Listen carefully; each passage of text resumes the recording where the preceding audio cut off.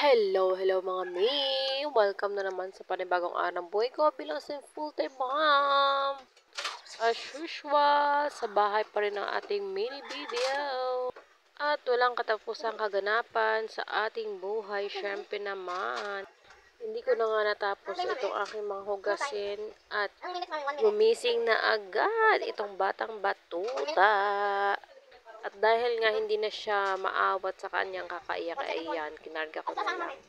At least naman nakatapos ako ng hugas ng mga bote nila at ito, nagbabandaw na ako ng mga hugasin. At ito rin, isunod ko na ang aking pagsasaing ngayon dahil naubos yung kanin namin kanina tanghali. So, kailangan ko magsaing dahil magkakanin yan si Kuya. At kung hindi ay maghahalongkat na naman siya na makakain. At kahit naman nga kumain na yan ng kanin ay naghahanap pa rin yan ng pagkain. Kakain at kakain pa rin yan ng biscuit. So hugasan na natin ang ating bigas habang karga-karga ang aking bulinggit. Nakita nyo naman yan mga may. Basta karga-karga mo yan ay titigil na yan sa kakaiyak niya. Kontento niya yan sa pabuntot-buntot sa akin. Ayan. Kahit anong mangyari ay ganyan lang siya. Kaso lang sinasabit niya yan lagi yung paa niya, yung kamay niya. Kaya nilalayo ko yung kung anong ginagawa ko. Lalo kung mainit. Naku, mapapasok talaga yung batang yan. O, tignan nyo naman yan. O. Gaano ka-cute, kakagigil talaga yan. O. Dahil ulirang ina tayo, ay hayaan lang natin yan. Kering-kering naman natin yan. Na gawin ng isang kamay yung mga gawain dito, diba? Care balls na yan, paghugas ng plato, pagsaing, at kung ano pa man yan. So, ayan, lagyan na natin ng tubig ang ating bigas para masaing na natin. Siyempre naman, kahit ano pa mang gawain yan, ay kayang-kaya natin yan. Pero mga Mia, partida pa yan, ha. Hindi pa ako nangayat yan sa mga trabaho dito sa bahay. Nagpapa-breastfeed pa ako niyan. Pero lalo akong tumataba pag sige-sige yung kain ko ng kanin. So, ito, isasalang na natin ang ating bigas sa rice cooker para maluto na siya. Huy! Next gawain. Ito naman ang nilaga ko kanina na dahon ng malunggay as usual ulit para dun sa pantimpla ng gatas ni Ate Polly. Kanina ko pa ito siya nalaga. Pinabahaw ko lang or sineset aside ko lang para lumamig. So, ayan. Ilalagay na natin sa pitchel na yan. Yan talaga yung lagayan niya. Yan, binili ko talaga yan para lagayan ng kanyang tubig na pantimpla na dahon ng malunggay. Ayan. For 2 days yan. Hanggang 2 days lang yan mga mi. Ayan. Ilagay na natin yan. So, ayan. Ang bigat ni baby ko. Kailangan na nating hindi na ako makatayo. Bigat ni baby plus bigat ko. Ayan. Iayos ko muna yan dyan para hindi matuluan kung ano dyan. Para sa akin, parang hindi kahirap-hirap yung mga ginagawa ko. Sakto-sakto lang. Sakto-sakto lang mapagod hanggang gabi. Pero kahit gabi pa nga ay hindi ka pa rin pagod dahil gigising para mag-pump. Ewan ko na lang. At ito nga, inahagahanap na ako ng maulam namin dito. Nagkakalkal na ako dito kung pwede maulam ng 2 bata.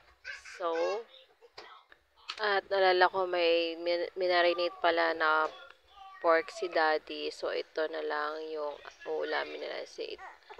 Ito na natin to sa running water. Syempre, para mabilis na maglusaw yung ice. Alam niyo ba mga me, yung mga lagayan ng plastic ng ice cream dito sa bahay ay gamit na gamit yan. Pinaglalagyan yan ng mga ulam, ayan, tapos lagay sa freezer or diba, nakatipid tayo, din tayo bumili ng mga Tupperware. So, ayan na lang, instead na itapon, so yan na lang ating gamitin.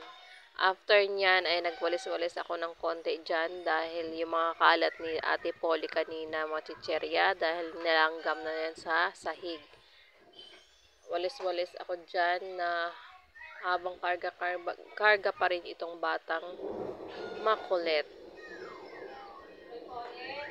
So, gusto rin naman niyang kinakarga siya. Tingnan nyo naman. Enjoy na enjoy yan siya. Oh. Wala lang. Wala siyang pakailan. Basta karga mo siya.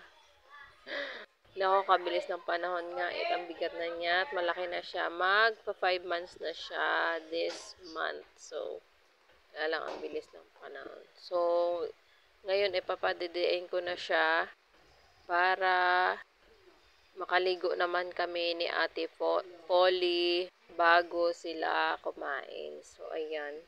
I-prepare na natin itong batang ito para ilagay ko na sa kanyang stroller mamaya. Hopefully ay makatulog siya kahit saglit na saglit lang hanggang matapos lang kami maligo ng kanyang ate. So, ito. Nakapag-pump pala ako kanina. So, ayan yung pinadede ko sa kanya. Itong mga nakaraang 2 araw kasi ay nagpo-formula ako sa kanya. Nagwi-mix muna ako sa kanya.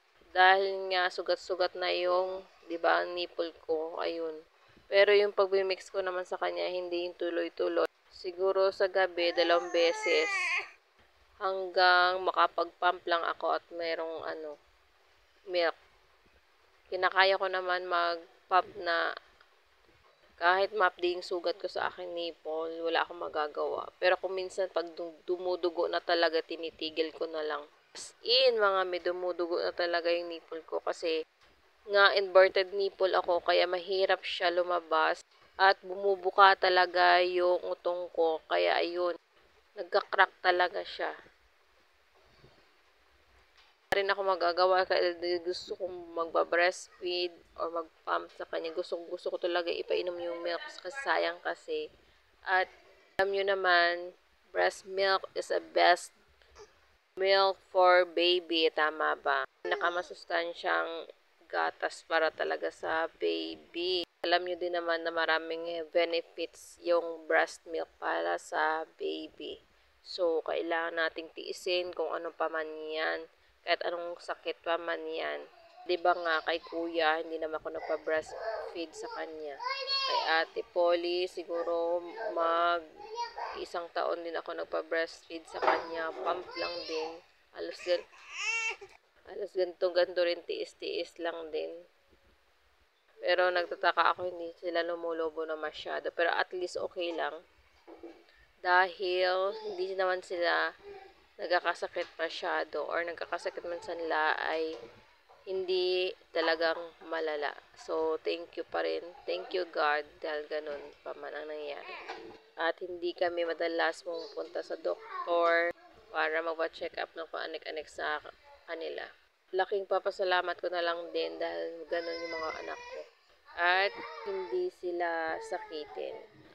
Kasi sa Ate Polly, gusto niya yata akong makipaglaro ako sa kanya. Kaya, hindi mga si Polly ay tipo masyado nakapagsalita. Nagsasalita siya pero hindi mo siya maintindihan. Meron naman siyang salita na mama, papa. Kaya naman niya bigkasin yun lalo yung daddy. Yung mga ibang gusto talagang sabihin ay hindi niya kayang sabihin. Iba yung words niya. Ewan ko, iba talaga yung words niya.